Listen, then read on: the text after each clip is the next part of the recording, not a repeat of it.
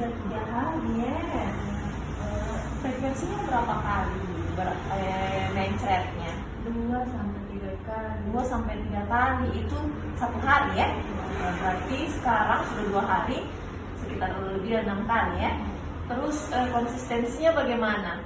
Dia cair ya, karena bayi baru lahir itu memang dia frekuensinya setiap buang air, setiap netek dia berak lagi. Tapi yang membedakan itu dia konsistensinya cair ya.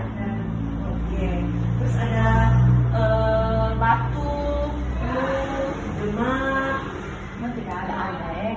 Berat badannya tadi sudah ditimbang di depan ya sama perawatnya. Oke, berat badannya berapa tadi Bu? 2,950. Oh, 2,950 ya. Umur bayinya 1 bulan 25 hari. 1 bulan 25 hari ya. Oke. Tadi Ibu bagaimana nih berat badannya? Turun Pak. Turun ya. Lahirnya 3 kilo. Oh, lahir 3 kilo. Normal. Iya, Normal ya. Oke. Bagaimana asinya Bu? Dia menetek bagaimana? Berapa kali? dia menetek kurang loh. Kurang. Karena saya tambah Susu. Kalau pagi berapa kali? 3 kali. 3 kali. Siang berapa kali menetek? Saya tambah lagi susu. Oh, jadi siang tidak minum, tidak menetek ya? Kalau malam dia menetek atau minum susu formula? Campur dong. Campur. Oke. Jadi pas sakit ini bagaimana dia susu formulanya tetap begitu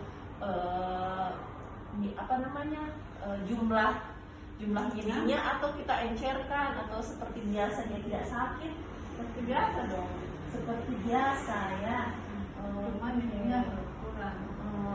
Terus makan atau minum makanannya ibu yang biasa ibu konsumsi selama menyusui ini apa Bu? Nasi, terus sayur. Oke. Terus kalau di rumah yang bantu ibu jaga anak siapa? Tidak ada dong. Tidak ada. Oh, jadi cuma sendiri. Jadi suaminya kerja di mana? Suaminya buruh dong. Oke, ya. Maaf Bu ya, saya mau lihat ibu bagaimana caranya menyusui anaknya. Oh, begitu. Kalau pas malam ibu kasih netek duduk atau baring? Sambil tidur. Sambil tidur. Oke. Ya. Jadi ibu anak ibu mencret, saya ulangi Bu ya, keluhannya anaknya ibu. Jadi anaknya ibu itu mencret sudah sekitar 6 sampai 7 kali ya, berat badannya tidak naik, lahir normal, jadi sekitar 50 gram turun berat badannya anaknya ibu. Tahu karena pas lahir dia 3 kilo, sekarang 2.950 gram ya berat badannya.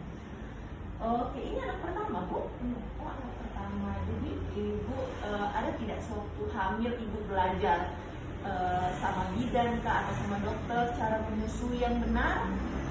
Tidak ada. Oke, jadi ibu di sini masalahnya karena cara pemberian asinya yang kurang benar dan beberapa kali menyusui yang kurang. Nah, jadi terus tadi saya nilai cara kasih menyusui anaknya itu kurang benar ya. Jadi Bu, caranya itu yang benar kita harus nilai tiga aspek. Jadi aspek pertama itu bagaimana posisinya. Jadi posisinya itu, jadi badannya itu harus disangka dengan baik. Jadi begini Bu, disangka ya. Jadi jangan ibu kasih kepalanya dilekukan di situ. Jadi di sini ya, di pergelangan tangan. Terus kepala sama bahu bayi itu lurus, terus dekat di badan ibu. Nah, seperti ini Bu contohnya. Jadi begini. Jadi kan kasihan kalau misalnya begini terus netek dari kepalanya, kasihan setengah mati. Terus cara mengisapnya juga yang kurang ya. Oke. Terus ini Bu, kita lihat.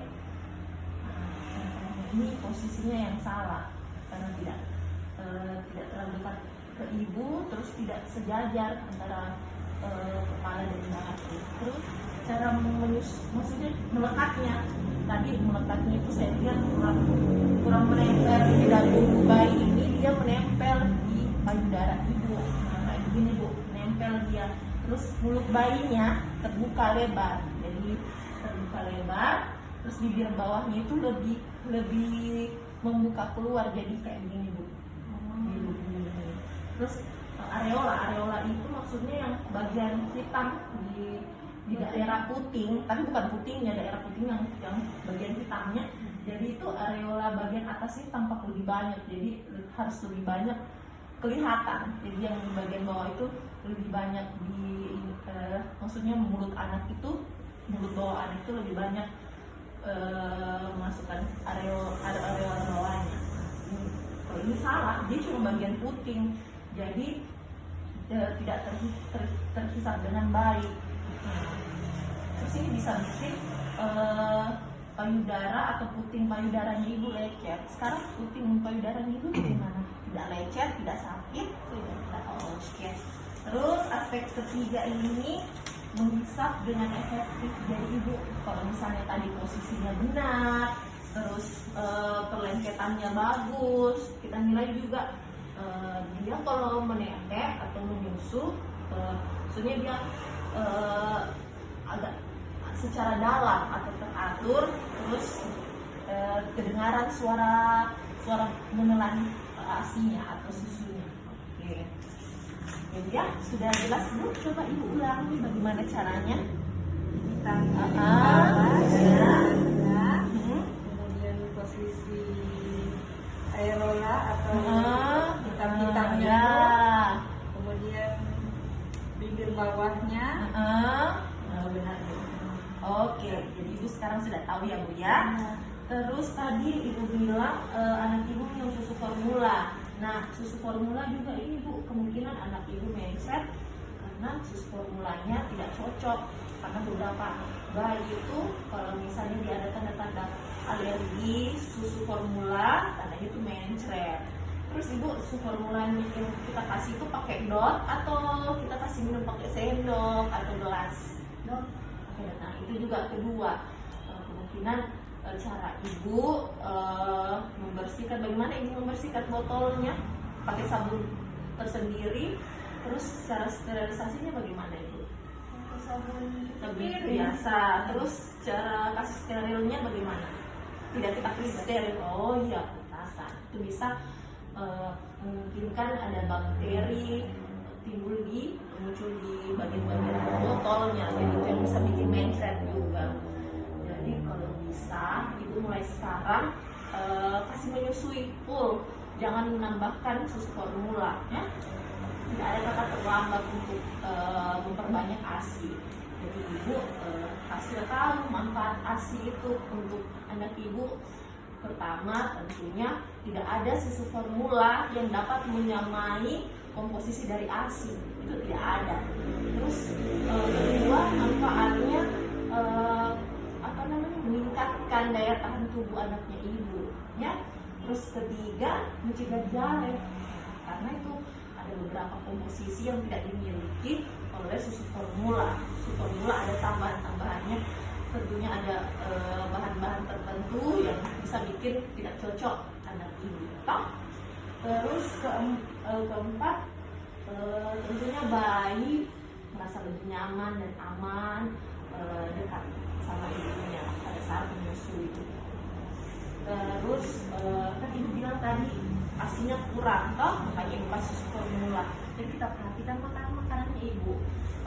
Ibu minum air kalau bisa ya 3 liter lah sehari. Kan biasanya kita 2 liter, normal 2 liter sehari. Ini kan kita minum 3 liter sehari karena kita lebih banyak menyusui, jadi cairannya itu lebih banyak, lebih cepat terserap.